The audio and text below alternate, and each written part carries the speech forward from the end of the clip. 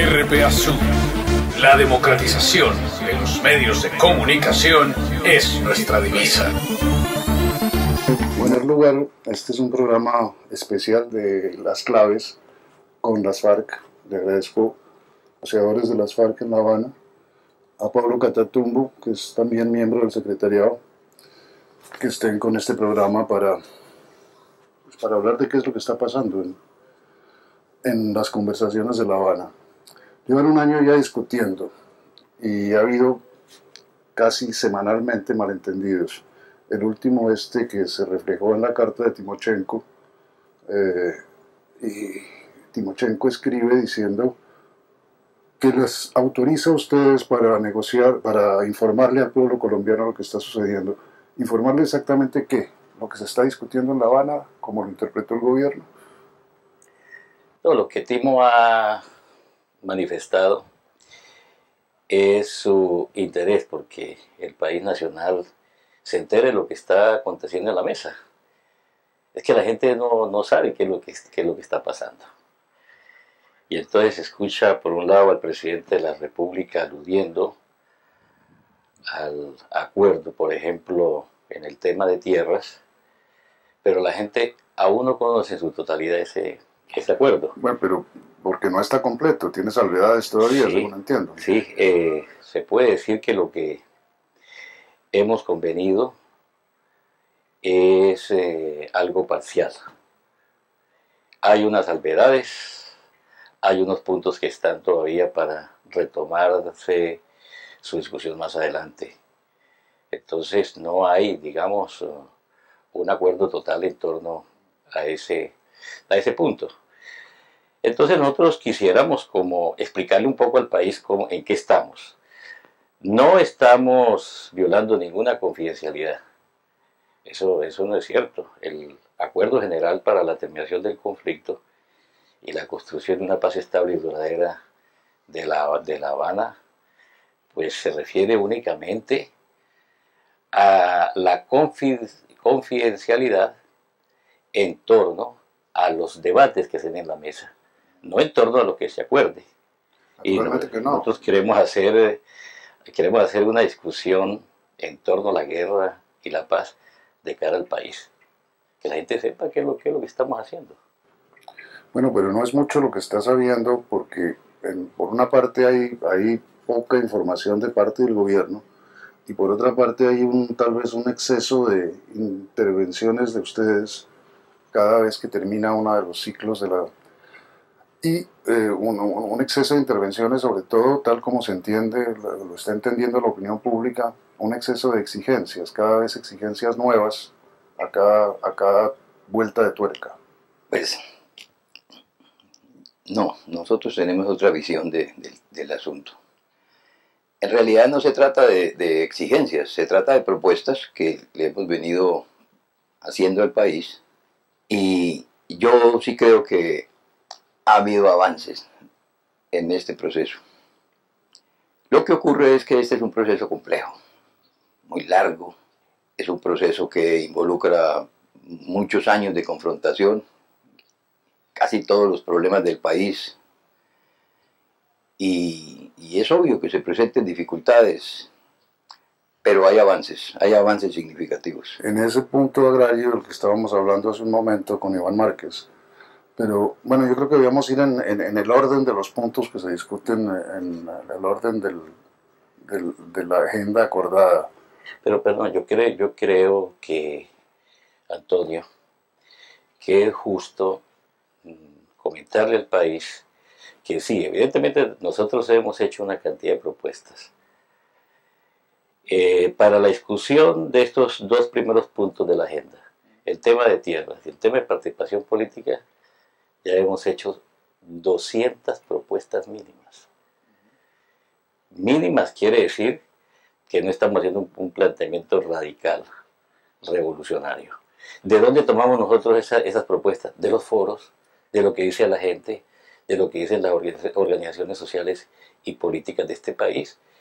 Las hemos estudiado y las hemos incorporado a lo que nosotros llamamos propuestas mínimas. Por eso, pero lo llaman mínimas y eso quiere decir, me dice que no son radicales, que podrían serlo naturalmente, pero también mínimas quiere decir que es lo menos que exigen o lo menos que piden. Porque es que aquí se ha dicho que la guerrilla pretende que se le haga la revolución por decreto en la mesa. No, no se trata de eso. El país puede leer bien lo que se ha venido acordando y puede darse cuenta que casi todos esos acuerdos tienen que ver de una u otra manera con la normativa legal y constitucional, que no estamos nosotros exigiendo nada revolucionario. No estamos hablando como esos revolucionarios que dicen que no van a dejar piedra sobre piedra. No, estamos haciendo propuestas democráticas para poderle dar al gobierno. Si no están pidiendo nada revolucionario, ¿por qué llevan 50 años haciendo la revolución? Porque esta casta dirigente colombiana ha sido muy intransigente. No escucha, todo quiere resolverlo a través de la violencia. Y efectivamente esa es la razón por la cual nosotros estamos alzados en armas. Somos una respuesta a la violencia que viene desde el poder. Y nos ha tocado librar esta lucha en esas circunstancias que no las quisiéramos, pero hemos tenido que recurrir a ellas para hacernos escuchar. Es que está el estado, dijéramos, de antidemocracia que existe en Colombia, que aquí cualquier propuesta que signifique un cambio es revolucionaria, de por sí es revolucionaria. Fíjese usted cómo muchas de los temas y de las propuestas que se ha negado el gobierno a discutir con nosotros están siendo hoy discutidas por el gobierno con el movimiento agrario afuera, después de un paro que conmovió y sacudió las semanas pasadas y que aún continúa toda la sociedad colombiana, porque es necesario que el país entienda que aquí se está gobernando el país de espaldas a los intereses nacionales durante muchos años. Esa sí es una exigencia nuestra. Lo otro no, lo otro son propuestas. La forma como nosotros pensamos que pueden ser solucionados esos problemas. Pero la exigencia sí es que, por favor, que la política de los gobiernos, no solamente la de este, sino la de los anteriores, se haga teniendo en cuenta los intereses de las grandes mayorías nacionales. Precisamente este gobierno es el primero, bueno, después de los años pasados, desde el fracaso de las conversaciones del Caguán, este gobierno está de nuevo reanudando los diálogos con ustedes. ¿Eso les parece que significa la continuación de las mismas políticas o por el contrario marca un cambio? Sin lugar a dudas es un hecho positivo que el gobierno esté conversando con nosotros y que esté conversando con el movimiento popular, con el movimiento campesino, con el movimiento agrario. Eso es un hecho significativo, es importante, naturalmente. En cuanto a ese primer tema del desarrollo agrario, bueno, ya dijimos que hay todavía unas salvedades y faltan discusiones al respecto. Pero están ya metidos en el segundo punto, que es el punto de la participación política de los alzados en armas. Y la impresión que se tiene también en general es que están exigiendo a ustedes demasiadas cosas a la vez. Están hablando y bueno, la prensa, acceso a la prensa, acceso a la televisión, un estatuto de la oposición, como es absolutamente natural, pero también el punto de la constituyente, que lo han planteado ustedes un poco, hasta donde yo entiendo, como un inamovible también. Sí, paradójicamente eso no se ha discutido todavía. No se ha discutido, se discutirá como Lo que ocurre, Antonio, es que durante estos últimos ciclos nos hemos dedicado a exponer visiones generales de todos los puntos contenidos en la agenda. Y eso nos ha servido mucho para entender qué es lo que quiere cada una de las partes, hacia dónde es que se apunta realmente. Y en ese orden de ideas le quiero decir que hemos hablado de marco jurídico, hemos hablado de víctimas, hemos hablado de mecanismos de refrendación, hemos tocado el tema del narcotráfico y un poco, todavía no de manera plena, un asunto que seguramente será crucial, y es el tercero de la agenda, dejación de las armas. Dejación de las armas, justamente yo me he preguntado desde el principio por qué ese punto es el tercero de la agenda, es decir, por qué está en la mitad de la agenda y no al principio ni al final. La cuestión es que los temas se abordan según se acuerde en la mesa. Ese no es el orden estricto. Ajá. Entonces yo creo que ese es uno de los temas que se va a tratar no inmediatamente después de que evacuemos el punto 2. Creo que el que viene es el tema del narcotráfico. Además se está realizando el foro sobre drogas ilícitas, que próximamente va a estar sesionando con fuerte presencia de campesinos cultivadores de coca en el departamento del Guaviare. Ese tema de las drogas ilícitas, ¿ustedes creen que se puede avanzar verdaderamente en una conversación entre colombianos sin intervención de los Estados Unidos, que son el país primer consumidor de drogas por una parte, y por otra parte el que encabeza la guerra contra las drogas y ha provocado su prohibición? Sin lugar a dudas, en el tema del narcotráfico es difícil avanzar sin la participación de los Estados Unidos, dado que ellos son los mayores consumidores de drogas ilícitas. Pero nosotros inicialmente lo que estamos hablando, y recogemos, ¿por qué no?, la propuesta que ha hecho el señor presidente en la ONU, de que también para nosotros sería una aspiración de vivir en una Colombia sin coca. Podemos considerar eso. Una Colombia sin coca significaría mucho para la paz de Colombia y para la paz del continente, pero para eso se requiere el cambio de políticas de represión que han sido las que se han aplicado siempre frente a ese fenómeno, es decir, debe haber un cambio en la política de combatir a los cultivos ilícitos, con una buena política de sustitución de cultivos, con un plan ambicioso y bien ordenado, bien coordinado, es posible arribar a alcanzar ese objetivo. No una Colombia sin narcotráfico, porque el narcotráfico es toda una industria criminal que tiene ramificaciones casi que mundiales, pero yo creo que sí es posible avanzar hacia una Colombia sin coca. Si hay disposición, si hay deseos de inversión, de cambiar, de garantizar que los campesinos... Pero ¿cómo? No entiendo yo bien cómo se puede sustraer a Colombia de ese circuito mundial de la coca, teniendo en cuenta, entre otras cosas, que aquí se cultiva. Usted dice que una Colombia sin coca dentro de un mundo con narcotráfico. No, sinceramente no.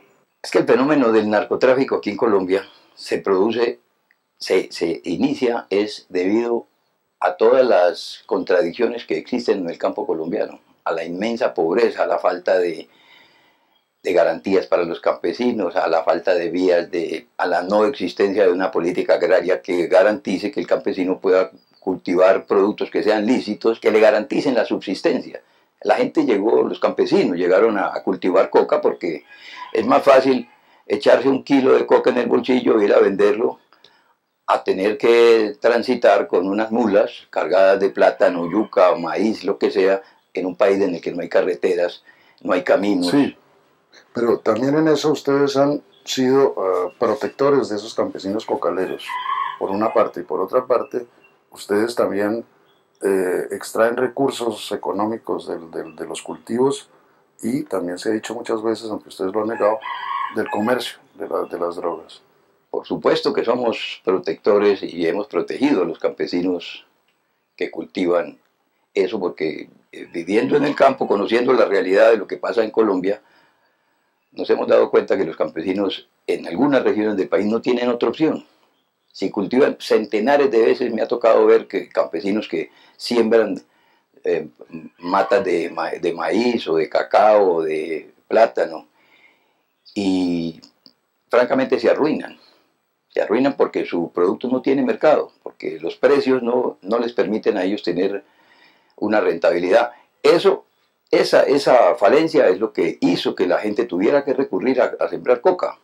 Si el gobierno cambia su política de represión por una política que garantice, dijéramos, que los campesinos puedan sembrar otros productos y que sean rentables, por supuesto que se acaba o se va por lo menos eliminando el fenómeno de los cultivos de coca en el campo. La coca tiene otro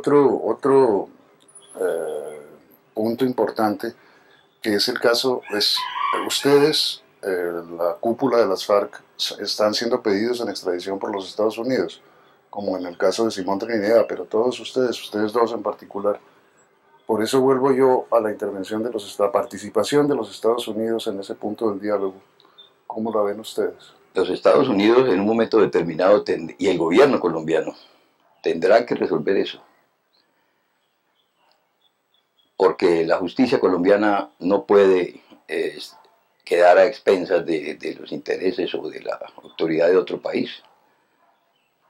Nosotros hemos ido por principios contrarios a la extradición, por un problema de soberanía, por un problema de dignidad. Ningún país soberano le entrega sus hijos a que los juzguen en otro país. Eso es un problema de principios. Nosotros pensamos que en el marco de la solución de este conflicto hay que hacer una discusión en torno a ese tema. Ahora, pero es que ahí lo que realmente ofende la dignidad nacional es que sea una especie de colaboración de la justicia colombiana con la justicia estadounidense. Que los delitos no se cometan en los Estados Unidos y sin embargo esta justicia nuestra prácticamente trabaja de manera subordinada a la justicia de los Estados Unidos. Eso no debiera ocurrir. Aquí nosotros lo que debemos prevalecer es la soberanía jurídica colombiana. Claro, esta es una decisión, la de la extradición, que es tomada por el presidente de la República. Es quien decide finalmente si a un nacional se le extradita o no hacia los Estados Unidos por cualquier razón. Claro, hay que decir que a Simón Trinidad se extradita a los Estados Unidos producto de montajes y se le condena por un delito por el cual no fue extraditado. A Simón Trinidad nunca se le pudo comprobar que hubiese exportado más de 5 kilos de cocaína hacia los Estados Unidos. Él se defendió muy bien.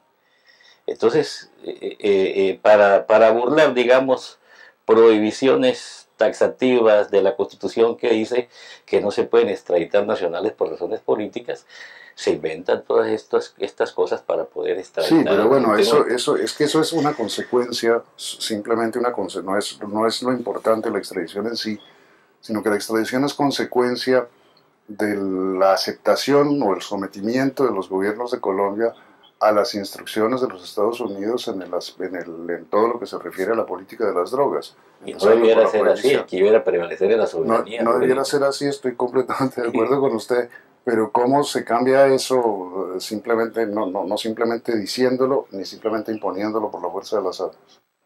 Si la motivación es, digamos, la vinculación de X o Y persona al narcotráfico, pues este asunto se puede conversar, ¿no?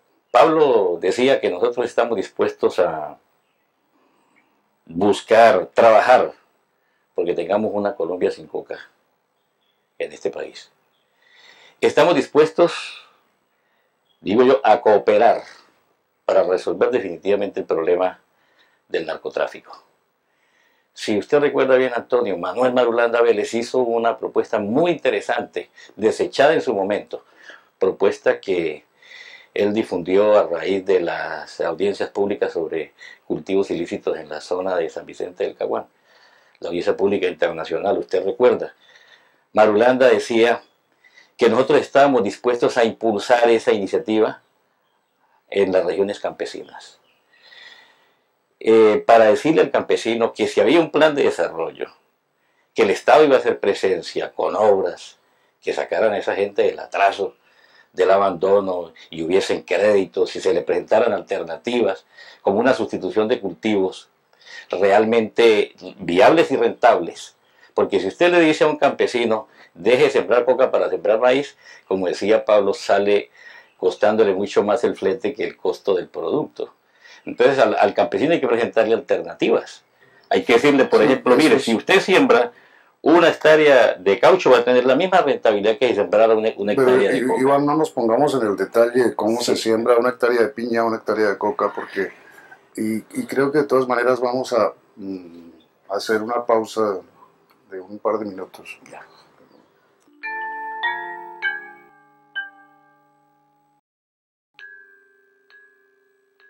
Volviendo al punto que hemos tocado, porque vamos en más desorden del que yo querría, la participación política lleva a la participación política plena, justamente. Ustedes han hablado ya con sus interlocutores del gobierno sobre qué clase de garantías pueden ellos ofrecer para que no se repita lo que acabó con la Unión Patriótica, es decir, el exterminio, en una ocasión parecida. Sí, eso lo hemos conversado. Exactamente es ese punto el que estamos tratando ahora en la mesa. Hombre, hablando de ese punto, hemos insistido en que la principal garantía que tiene que existir en Colombia para que pueda ejercerse la oposición en Colombia es el derecho a la vida. Y poder hacer uso del legítimo derecho a cuestionar, no solamente a los gobiernos, sino al establecimiento.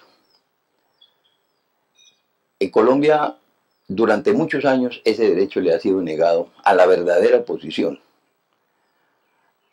La historia nuestra está regada de episodios que ejemplarizan esto. Desde los albores del nacimiento de nuestra nación, viene ocurriendo lo mismo. No es necesario recordar el asesinato del mariscal Sucre, Rafael Uribe Uribe, Gaitán, después la experiencia del cura Camilo Torres, que así haya muerto en combate en la guerrilla, pero Camilo Torres también ejemplariza otro episodio de una persona que fue obligada a irse al monte porque estamos de acuerdo, es una historia de sangre y una historia de sangre que requiere. Por eso nosotros decimos que el principal derecho es el derecho a la vida. Y para eso, para poder garantizar el derecho a la vida de los colombianos, nosotros hemos puesto el énfasis en la terminación definitiva de la concepción de seguridad nacional que existe en Colombia. El hecho de que durante muchos años el establecimiento colombiano haya adoptado la teoría de la seguridad nacional y haya establecido la categoría de enemigo interno para aplicársela a todos los que hacen oposición o defienden intereses populares, y que eso posteriormente se traduzca en la muerte o desaparición de centenares de líderes, pues constituye, yo diría, que el principal reto para alcanzar la paz. Yo creo que es una aspiración justa pedir desmonte de la doctrina de la seguridad nacional y de la concepción del enemigo interno por una parte. Por otra parte, fin a las prácticas paramilitares en Colombia. Que se acabe definitivamente el paramilitarismo como estrategia contrainsurgente del Estado. Y creo, Antonio, que también algo tiene que darse en la parte política, como una reforma política, un cambio en la institución electoral para ver cómo se generan condiciones que hagan posible nuestra incursión en la política abierta y legal, entre otras cosas, ¿no? Dos cosas diferentes son. En cuanto al paramilitarismo, ¿ustedes consideran que el paramilitarismo sigue siendo un instrumento del Estado en que no ha habido tal, no desmantelamiento, puesto que existen los que llaman bandas criminales, BACRIM, pero un cese de la colaboración que existió abierta o casi abierta? Por supuesto que existe. A nosotros nos llegan informaciones frescas, por ejemplo, en los llanos orientales, donde nos dicen que en ciertos tramos carreteables y muy cerca a bases militares hay retenes paramilitares. Esto quiere decir que que el fenómeno sigue vivo. También se nos ha hablado de proyectos de reactivación del paramilitarismo para que juegue un papel sobre todo en la protección de inversiones de las transnacionales, que como usted sabe hay un proyecto muy grande para la explotación mineroenergética en el país, y donde quiera que esto se pretenda hacer, se encuentran con un obstáculo que es el de la guerrilla, ¿no? Entonces están como relacionando las cosas por ese lado. Y existe, entonces, cree usted o dice usted, todavía esa colaboración que existió a través, además de los dirigentes políticos regionales, entre los paramilitares y las fuerzas del Estado. Bueno, creo que se les ha castigado bastante, ¿no? La parapolítica ha sido castigada y todavía se están 50 están presos. Dando algunos casos, sí. 50 de ellos están en la cárcel, y eso prácticamente es como una disuasión para el resto. Pero a nosotros nos parece que BACRIM, que otro tipo de organizaciones que Pablo conoce muy bien, recuérdemelas. Pongo un ejemplo. Una de las principales banderas del gobierno del presidente Santos fue devolverle las tierras usurpadas a los campesinos. El presidente no ha podido cumplir con esa consigna, con esa promesa que hizo a los colombianos, porque se le atravesó un grupo que se llama Grupo o Ejército Antirrestitución sí, señor, de Tierras. Ajá. Esta es la hora en que el país no conoce quién es el comandante de ese famoso grupo, quién es su Estado Mayor, quiénes integran ese grupo, pero tiene poder, porque ha impedido, cada vez que se habla aquí en Colombia de que hay que tomar cualquier medida que afecte intereses de terratenientes, de latifundistas, aparecen grupos que una vez asumen el nombre de la Mano Negra, otras veces Águilas Negras. Yo pregunto nuevamente, Colombia se precia de tener unos servicios de inteligencia hábiles y eficientes. ¿Por qué no nos han contado quién es el comandante de las Águilas Negras? ¿Cómo se explica que los Rastrojos, que fueron un grupo que surgió supuestamente como conformación de Varela, el famoso narcotraficante Jabón, una vez que él fallece y una vez que todos los otros 3 comandantes o personas que le siguieron ya se han entregado a los Estados Unidos, unos capturados, otros negociando, y ese grupo siga como si nada? ¿Quién paga a los Rastrojos? ¿Quién financia? Pero Pablo, eso querría decir que no eran esos los verdaderos jefes de los paramilitares, que se inventaron unos personajes para entregar. En Colombia lo que ha habido es una alianza entre servicios de seguridad del Estado con fuerzas del narcotráfico, de la ultraderecha, de fuerzas oscuras, como las llamaba en su momento oscuras, el presidente Barco. Exactamente, o Mano Negra, como la llamó alguna vez el doctor Alfonso López Michelsen.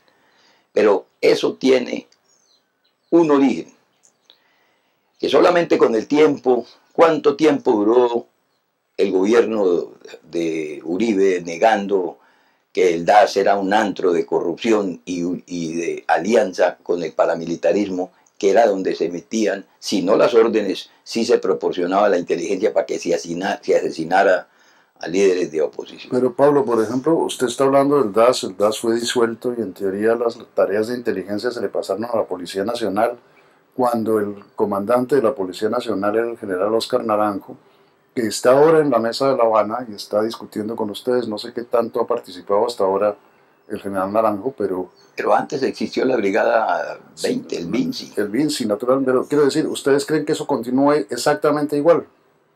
Yo creo que no con la intensidad de antes. Yo creo que pueden haberse hecho esfuerzos por superar eso, pero que en esencia eso sigue funcionando, sobre todo en algunos de los organismos de seguridad del Estado. De otra manera, no es posible explicarse algunos hechos de los que han ocurrido en Colombia últimamente. No es posible. explicarse uno la muerte de tantos sindicalistas. No es posible explicarse uno la muerte de tantos líderes campesinos, tantos dirigentes sociales. En Colombia, según estadísticas, mensualmente están matando 1, 2, 3, pero con una continuidad asombrosa. Defensores de derechos humanos, cuántos muertos no hay dentro de esas organizaciones que reclaman que le devuelvan sus tierras y nunca parecen responsables. Eso evidencia que hay una complicidad. ¿Usted cree que esa complicidad se extiende a la justicia o es una complicidad, volvemos a lo anterior, de fuerzas de inteligencia? Yo creo que es un entramado. El doctor Garay ha hecho unas investigaciones, entre otras cosas, pedidas por organismos del Estado, por la Contraloría, y las conclusiones de los estudios que ha hecho el equipo de investigadores muestran un espectáculo francamente desolador. Él habla de la captura del Estado por parte de la ilegitimidad. Aquí la corrupción, esas mafias que se apoderaron de casi todo el Estado, dice él que ya transversalizaron el Estado y hay un entramado que ya copa. Usted encuentra mafias en la DIAN, usted encuentra mafias en los contratistas de vías, pero también en la salud, en la educación. Un Estado mafioso. Un Estado, no. Pero ustedes están discutiendo con el gobierno que representa ese Estado. Pero estamos tratando precisamente de hacer claridad, de que reconozcamos esa realidad, porque es que en Colombia durante muchos años se ha ocultado, se le ha ocultado a la gente, dice, no, esto no existe, así como nos dijeron que el DAS no era una agencia de los paramilitares y luego se demostró que sí, entonces ahora nos dicen que no, que sí hay unos niveles de corrupción, pero que no llegan a tanto, pero las investigaciones están demostrando que sí, que estamos en un pantano espantoso y es necesario salir de ahí. Yo no estoy diciendo que eso esté siendo patrocinado por el doctor Santos, no, ni que eso sea obra de este gobierno. Es un problema del Estado, es un problema de todo el establecimiento y por eso nosotros consideramos importante que las discusiones, que esa discusión se aboque en Colombia. Yo creo que lo que pedido Pablo es que se depure el Estado de esas mafias y de esas organizaciones corruptas que se están robando el país. Y que lo están capturando para su propio beneficio, para legislar. Pero lo que se está viendo es que... para legislar en su propio interés. No, sí, pero justamente político. Lo que se está viendo es que, aunque mal, por supuesto, pero eso se está empezando a hacer. Es decir, hay mucha gente presa, no solo por paramilitarismo, sino por corrupción. Se investigan los contratos de Bogotá, los carruseles de los contratos. Es que yo no sé, no me doy cuenta de... Esas mafias siguen en las regiones, en los departamentos. Y por eso la pelea en los departamentos es muy fuerte. Son verdaderas mafias que matan si se les quita el negocio del manejo de los recursos del Estado. Por eso nosotros insistimos en que el Estado debe enfocar el ente hacia esos lugares para ver qué es lo que está pasando. Está ocurriendo exactamente lo que hemos venido, se ha venido denunciando en torno a lo que aconteció con Bogotá. También se roban municipios, se roban departamentos.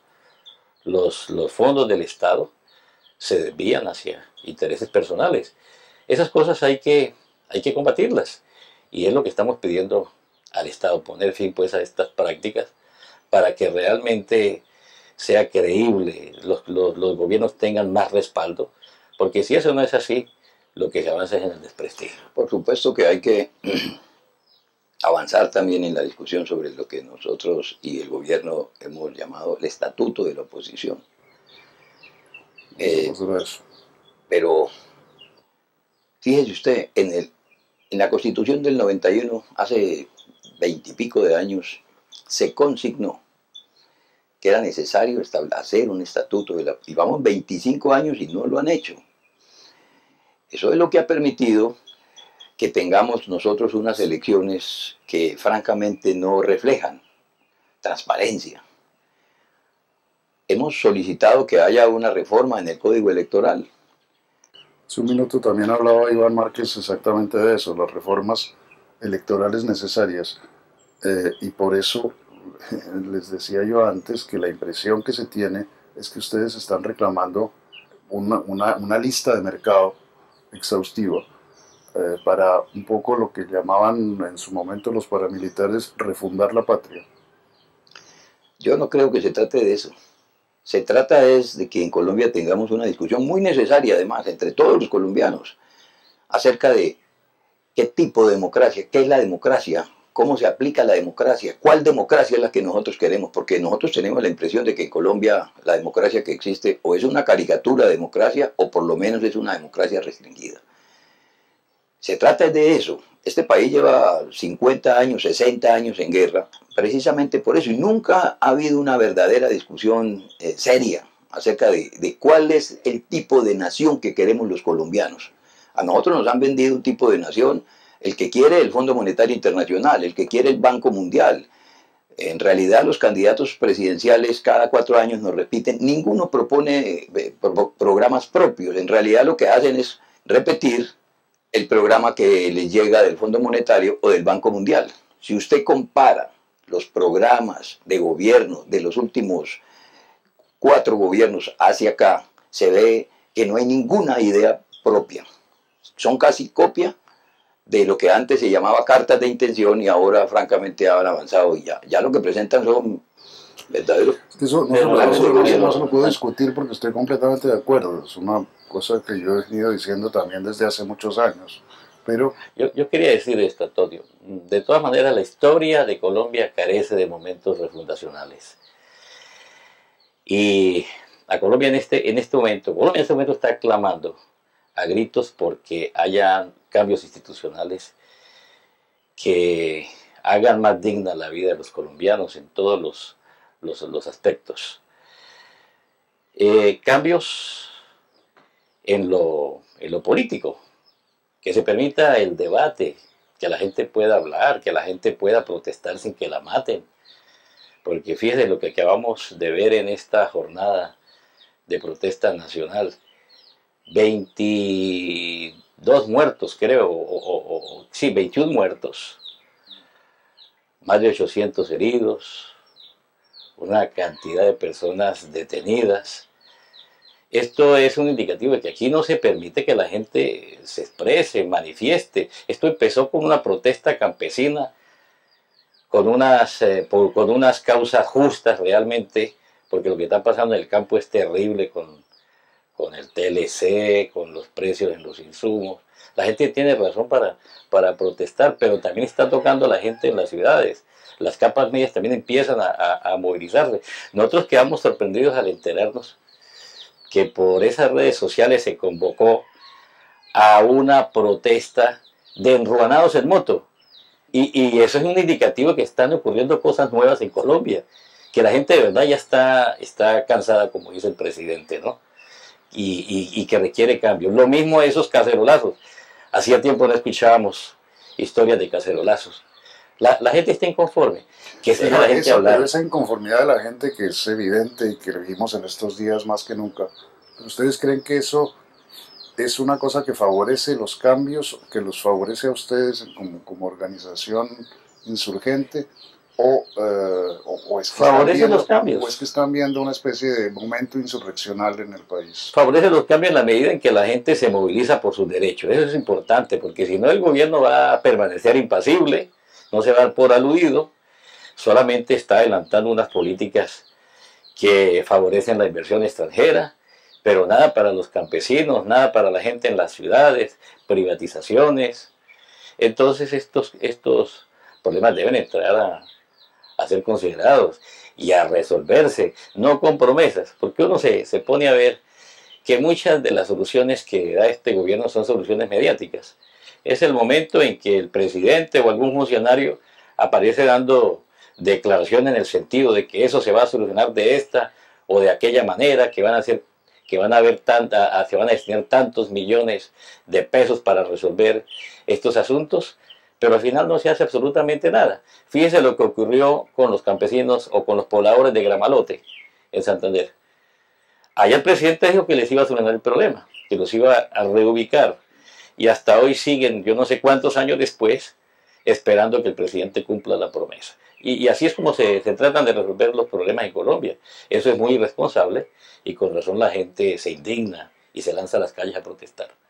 Entonces no es justo que cuando la gente hace esto, le lancen los escuadrones del ESMAD a matar a la gente. Estamos pidiendo que se desmovilice esa fuerza criminal del ESMAD.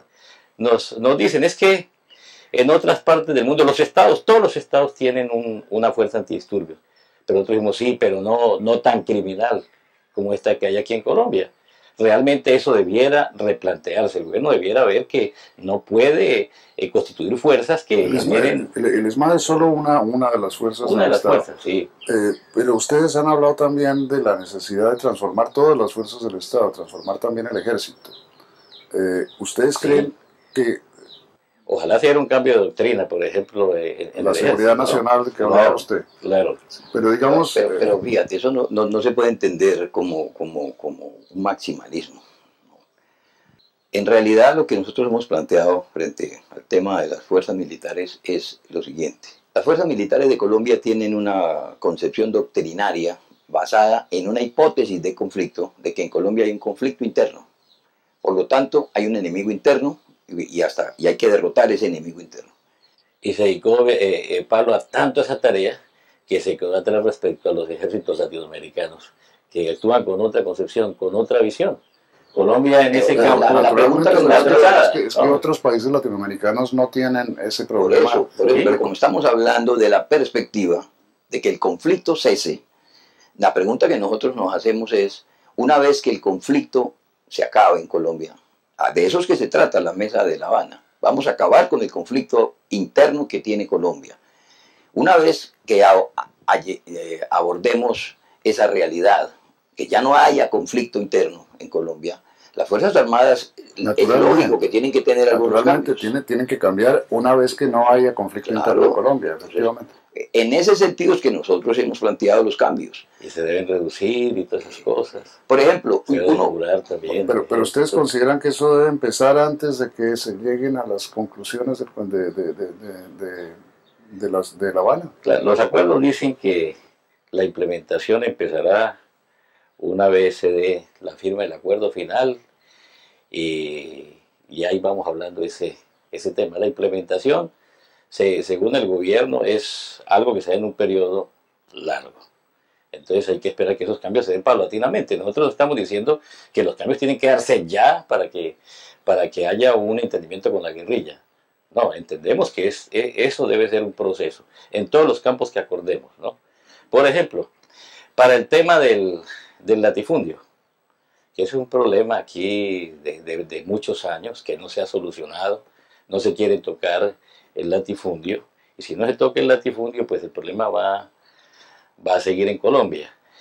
Pero se nos dice que se requiere, como no hay un catastro, como no hay una estadística, se necesita hacer esa estadística y que ese solo trabajo requeriría una inversión de unos 4 o 5 años para saber cómo es esto de las tierras, ¿no? ¿Dónde están los latifundistas? ¿No? ¿Quiénes son? ¿No? Es lo que se nos dice a nosotros, ¿no? Obviamente ese tema tiene que resolverse, no puede permanecer para que realmente encontremos en Colombia una posibilidad real para la paz. Mientras ese problema persista, seguirá la violencia y la desigualdad en el campo y eso va a impactar toda la vida nacional. Pero mira, Antonio, yo creo que hay que hacer esta precisión. Nosotros no estamos pensando en que las fuerzas militares tengan que, dijéramos, desmovilizarse como. Lo que estamos planteando es que de manera sensata pensemos y reflexionemos sobre eso. Si ya no existe conflicto armado, es que por eso hay que persistir en ese propósito. Una vez que el conflicto armado cese en Colombia, las fuerzas militares pueden seguir con ese despliegue estratégico que tienen en todo el territorio nacional. Le pongo este ejemplo. En Irlanda del Norte, cuando hubo la guerra, siendo un país tan pequeño, el ejército británico llegó a tener más de 45.000 hombres en todo el territorio de Irlanda. Una vez que se firmó el acuerdo, el Estado redujo esa fuerza a 7.000 hombres. Un pie de fuerza acorde con una situación de paz. Sencillamente. Entonces, no estamos diciendo que se tienen que desmovilizar, hay que ser sensatos. Por eso, pero la desmovilización corresponde también a ustedes, por supuesto. Pues por supuesto, claro está. ¿Eso cuándo se daría? ¿Cuándo empezaría a darse? La desmovilización incluye lo que se ha llamado la dejación de las armas. Ese es un tema, Antonio, que se tiene que discutir en la mesa. La verdad es que todavía no hemos avanzado mucho sobre eso. Pero estamos dispuestos a hablarlo. Pero estamos dispuestos a hablarlo. No nos da miedo ese tema. Y está dentro de los presupuestos. Es un tema central, por supuesto. Sí, por supuesto que es un tema central. Y es absolutamente lógico que si se acaba el conflicto, entonces, ¿qué va a seguir haciendo? Si ya no hay conflicto. Es que se trata de eso. Pero a veces se malinterpreta, a veces se maximaliza, a veces se le da cierto sensacionalismo en algunos medios, y eso es lo que le ha hecho daño al proceso. Ustedes le atribuyen esa maximalización en algunos medios a los medios mismos, a las divisiones que existen dentro del establecimiento colombiano, a una voluntad deliberada del gobierno de Santos. No, de ninguna manera yo pienso que sea una voluntad deliberada del presidente. Pues es difícil uno poder precisar expresamente, bueno, son los medios, son estos, son estas. Lo que pasa es que aquí en Colombia hay gente que no quiere la paz, hay gente que no le conviene la paz, y hay gente que conspira contra el proceso de paz y contra la solución política. Pero debe haber por ahí un centro de perfidia que periódicamente lanza unas especies de campañas mediáticas para tratar de generarle problemas al buen entendimiento, crear cocos, que debe darse en la mesa de conversaciones, como para colocarle escollos artificiales a la mesa de conversaciones. ¿Y ustedes sabrían decir dónde están ese centro de perfidia? ¿O es una cosa vaga como la que hace 20 años dijo Otto Morales Benítez sobre los enemigos agazapados de la paz? Nosotros tenemos algunas certezas, pero no quisiéramos hablar de ese tema en este momento. Yo sí me atrevería a decir esto frente a eso. Antes, el doctor Otto Morales Benítez acuñó la frase de los enemigos agazapados de la paz. Ha debido avanzar un poco más y decirnos quiénes eran, porque no han sido tan agazapados. En realidad hoy hay enemigos desembosados, enemigos de la paz. El señor procurador, por ejemplo, es uno de ellos. El uribismo es uno de ellos. El señor procurador se está convirtiendo en un elemento absolutamente desestabilizador de la gobernabilidad aquí en este país. Y eso es una cosa que hay que discutirla. Se molestará por lo que estamos diciendo, pero es que nadie... Imagino, pero de eso se trata. Nadie distinto a nosotros, pues que nosotros somos insurgentes, por eso le podemos decir eso, porque no nos puede sancionar. Pero aquí se ha convertido en un temor que es reverencial casi, y él hace y deshace con este país y se opone. Convertido en una especie de torquemada realmente. Pero también hay otros sectores. Muchos sectores. El sector del uribismo, por ejemplo, conspira contra la paz. Son enemigos de la paz. Enemigos desembosados. Ellos creen que la única forma de llegar a alcanzar la paz es derrotando la guerrilla. Y nosotros ya les hemos dicho, y le hemos dicho al país, hombre, llevamos 60 años tratando, desde que nos asaltaron en Marquetalia, dijeron que nos iban a acabar. Pablo, yo me estaba refiriendo a agentes del Estado, muy ligados desde luego al uribismo, que serían los que están adelantando esta campaña con la intención de generarle problemas al proceso de paz. Obviamente, a esos enemigos desembosados a los que usted se ha referido hay que mencionarlos con nombre propio, y ahí está el señor Álvaro Uribe. Es cierto, ese es uno de los principales enemigos de la paz que tiene Colombia. Mientras fue presidente de la República, no fue capaz de ganar la guerra y ahora no quiere dejarnos hacer la paz. Debiera el señor presidente, el señor expresidente Uribe, tener una actitud mucho más seria, y si no fue capaz de ganar la guerra, al menos permita que nos pongamos de acuerdo entre los colombianos. Los colombianos mayoritariamente queremos la solución política a este conflicto. La democratización de los medios de comunicación es nuestra divisa.